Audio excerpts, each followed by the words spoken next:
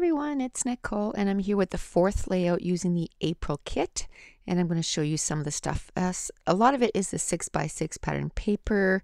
I'm going to use some vellum.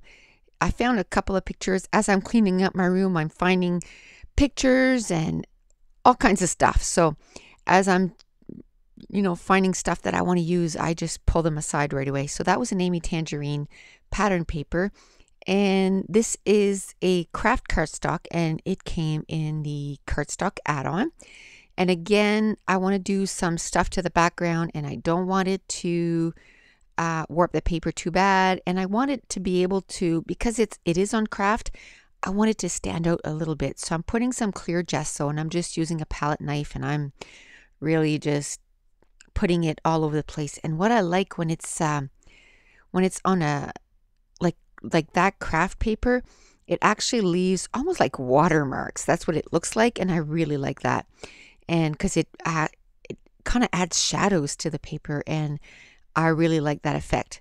So I'm taking my heat gun from Ranger and I'm drying it up, and then I'm going to start putting some I did this page about, I'd say 2 weeks ago, so I don't remember what I did with it. So I guess I'm going to be using some watercolor pencils, and those pencils are from Prima, and they came in the color add-on. And since I got those, I went ahead and I purchased just about all the other colored pencils from Prima, and I want to use them this way, but I also want to use them to color in some images. So I did two colors. I did red or orange, and then yellow. And now I'm just putting a little bit more on that transparency or that packaging. And then I'm doing some splatters with it. Now I'm just cutting off the branding strip, just using my scissors because I don't care if it's not too perfect. Now I'm taking that Tim Holtz template. I love that template. I use it all the time. And now I'm just putting light modeling paste, and I'm just putting it in the color that it is. It's like a white. But as it dries, some of the colors from the background really pops through the paste, and I really like that. Now I just took my heat gun again and I just dried it up, and now I'm trying to see what kind of layers I can do for my pictures. So like I said, I had pulled quite a bit of pattern papers from the 6x6 pattern paper pad, and I'm going to be using some of those. And like I said, I was cleaning my room and I found these pictures of Mason. That was last summer, last July, almost a year ago. I can't believe how fast time flies. But last July, we had taken him to, there's a place here called Butterfly World. And oh my goodness, he had a blast. He loved it. So I'm imagine this summer we'll take him again because it was so fun. It was fun for us. And you know what? I've been living here since I was 18 years old. I didn't grow up here in Moncton, but I moved here when I was 18 and never left. And that Butterfly World has been open forever, and I've never gone. And I talked about that, I think it was in the last video, saying that sometimes it's stuff that's really close to you that you don't end up going. And yeah, so we'd never been there before, because I think by the time they actually built it, maybe our kids were a little bit older and they didn't really care about that for that. You know what I mean? So I want to make sure to bring Mason again this summer. So I mounted the photo on some blue pattern paper, and then I put the whole thing on some vellum. And now I'm just taking the tissue paper, and this is the tissue paper that Kimberly packs every month, the kit in. And I've been, keeping it and putting it aside. And then for this page, I was like, I need to use it. I need to start using that paper that I'm keeping around, and before it gets to be too much, to have around. So what I did was I wanted a lot of texture, so I ended up mounting it 2 or 3 times on that blue tissue paper. and then I'm going to mount the whole thing. There was sort of a wood grain pattern paper in the 6x6 pattern paper pad. I'm going to mount that on that, and then I'm going to mount the whole thing on that Amy Tangerine pattern paper. And then I'm going to start building my layers. Now this layout took me 1 hour and 6 minutes. And again, this is the April kit, and I am loving this kit. Now I feel like I just started this kit, and I ended up getting my May kit.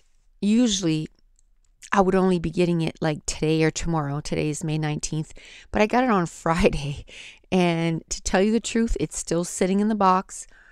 I didn't even look at it yet because I want to do a haul video and show you everything I got. And I've been working all weekend. Yesterday was my first day off, May 18th. And another thing is I want to just put the, full speed ahead kind of thing on the April kit so that I can start playing with my May kit. And it seems to be going really fast. As soon as I'm done this voiceover, I'm going to be starting layout number 9. And then I'm hoping to do 2 layouts, one this afternoon and one tonight. And so that'll be up to 10 by the end of today. And I'm hoping that before I go back to work that I have killed the April kit. And then I can start working with the May kit. That is what I'm hoping for. I'm hoping to kind of be on the month that we're sort of, just receiving kind of thing. I don't want to get to a point that I'm, months and months behind, because then it feels like you're always playing catch up, and then you see everybody else playing with their, fun new things. And I don't like to skip months. I like to, the last thing I want to do is start stockpiling these kits. I want to be able to use them every month and to use them to its fullest. So now there was a Webster's page that came in the embellishment add-on, and it was a cut apart. And what I did was, before I started the kit, was I just took that sheet and I cut it all apart. And there was a ton of those little 2x2s. I think there was like 36 of them. And I really love the backside of that pattern paper. It was a nice pink one, but I figured that if I needed to, I could just flip the square and use the pink pattern paper that way. But I've been using the ones that are die cuts, or meant to be like die cuts, quite a bit. So what I'm going to end up doing, I'm trying to figure out, do I want to make a row of them? Do I want to put 3 on each side? Which, once I saw it on the video right here, I quite liked it. But that's not what I'm going to end up doing. I'm going to end up putting just 3 on the left side. And it just says, what a day. And then I put fun with the freckle fond wood veneer arrows. And then a little star and smile. And then the word here in those freckled fond little arrows. And then somewhere else I'm going to do the word epic. So there was quite a bit of embellishments in this kit again, and I love that. And again, I sat down. I think I did 2 layouts first, but then I sat down because I found it was overwhelming. I love that I get 16 pattern papers, because I get 8 in the main kit, and then I get the pattern paper add-on.